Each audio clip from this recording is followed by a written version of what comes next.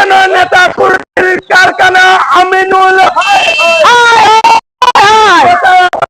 কেন নেতা মহিলাদের নিয়ে বিতর্কিত মন্তব্যের প্রতিবাদে সোনাইয়ে কংগ্রেস প্রার্থী আমিনুল হকের বিরুদ্ধে গর্জে উঠলেন মহিলারা। শুক্রবার বিকেলে সোনাই শহরে শতাধিক মহিলা জড়ো হয়ে হাতে প্লেকার্ড নিয়ে মিছিল ও বিক্ষোভ দেখান। বৃহস্পতিবার সন্ধ্যা রাতে এক সভায় বক্তব্য রাখতে গিয়ে আমিনুল হক লস্কর মহিলাদের গোপনীয় রোগ নিয়ে বিতর্কিত মন্তব্য করেন। বিধায়ক করিমউদ্দিন বড়ভূইয়ার রোজার দিনে জলপানের ঘটনার প্রসঙ্গ টেনে বক্তব্য পেশ করতে গিয়ে আমিনুল হক লস্কর এই মন্তব্য করেন। এর ফলে প্রতিবাদে পথে নামেন শতাধিক মহিলা। এ নিয়ে সংবাদ মাধ্যমের সামনে বক্তব্য রাখতে গিয়ে কণিকা দে, শিউলি রানী দাস, সারিকা আজমি বড়ভূইয়ারা জানান আমিনুল হক নারীদের সম্মানে আঘাত দিয়েছেন, কিন্তু তিনি এক নারীর ঘর থেকে জন্ম নিয়েছেন। নারীদের অপমান করে নেতা হওয়া যায় না, তাই প্রকাশ্যে এই কথার ক্ষমা চাইতে বলেন।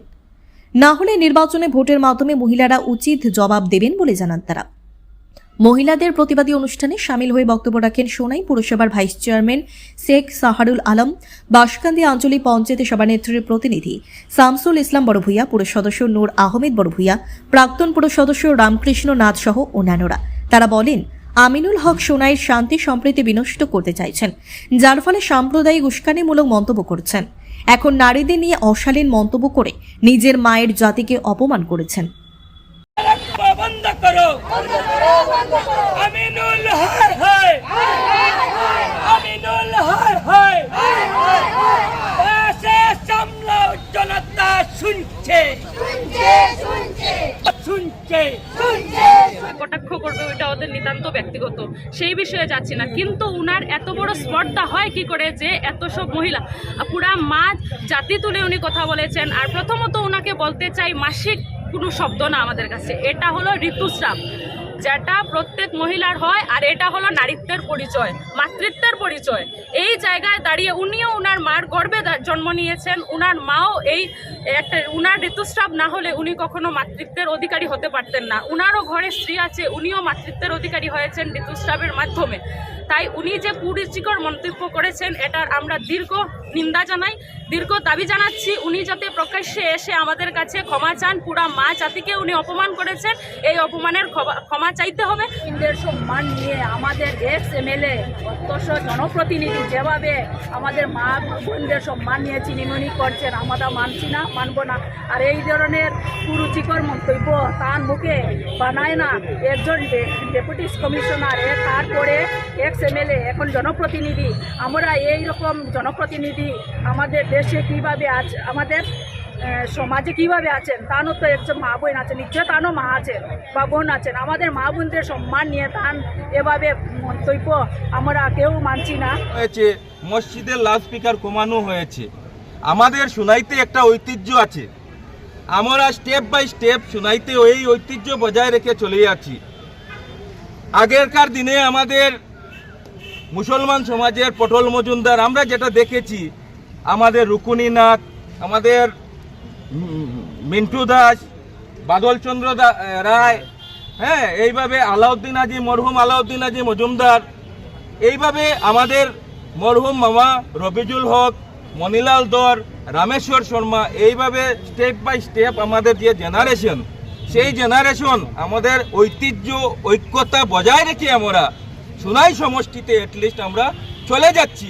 বর্তমান সময়ে আমি, রামদা, বাপ্পি রায়, নূর আহমদ, আমরা সব বজায় রেখে আমরা সেটা চলিয়ে যাচ্ছি।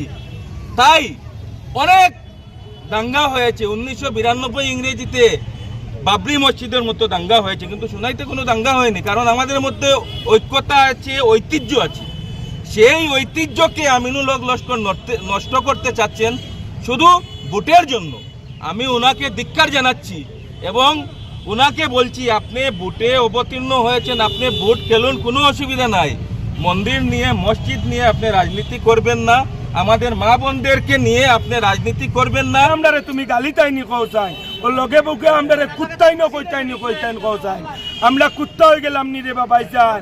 তোমার তো দেখছি কালোর বারোবেলা একটা সোনার টাকা নিয়ে বিল্ডিং বানাইছো, আপনার ফুললি কইয়ার আপনি কমা চাইবার আগ পর্যন্ত শুনাই চাইবা না, নাইলে শুনাইর যদি পরিণতি নষ্ট হয়, শুনাইর যদি কোনো পরিবেশ নষ্ট হয়, শুনাইর যদি কোনো যদি শান্তি নষ্ট হয়, আমরা প্রশাসনকে জানাইয়া দিয়ার আপনি দায়ী থাকবা।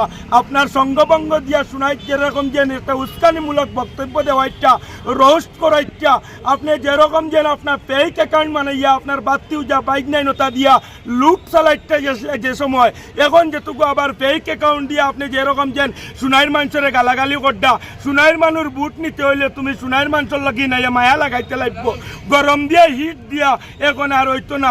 আপনার বাড়ির শিলচর হইল করি কিতা আপনারা ডরাইতানি, এখন আর ডরাইতাম না। আপনি আপনার জবান ঠিক করলেন, আমরার মা বোনির উপরে আপনি কুরুচি মন্তব্য করবা না, আর হিট বিট দিবে না, কুকুর মেকুরিতা কইও না। করা হয়েছে এবং সেই প্রতিবাদে আমরা সামিল হয়ে আমরা নিজে লজ্জিত অনুভব করছি, যেহেতু আমরাও পুরুষ আর আমিনুল হকও একজন পুরুষ মানুষ। একজন পুরুষ মানুষ হয়ে উনি যেভাবে নারী মাতৃজাতিদের উদ্দেশ্যে কুরুচিকর একটি মন্তব্য করেছেন, এক ধরনের অশ্লীল ভাষার প্রয়োগ করেছেন জনসম্মুখে, যেখানে দাঁড়িয়ে উনি সে কথা বলছিলেন, সেই ঘরেও মা বোনরা ছিলেন এবং উনার পাশে আমরা দেখেছি অনেক বয়স্ক লোকরাও ছিলেন। উনার ভাষা শুনে উনারা ওই সময় লজ্জায় মাথা নত করে নিয়েছিলেন। আজ আমরা এই আমিনুল হক লস্করের নাম নিতে আমাদের লজ্জা হচ্ছে, কারণ আমরাও পুরুষ, উনিও পুরুষ।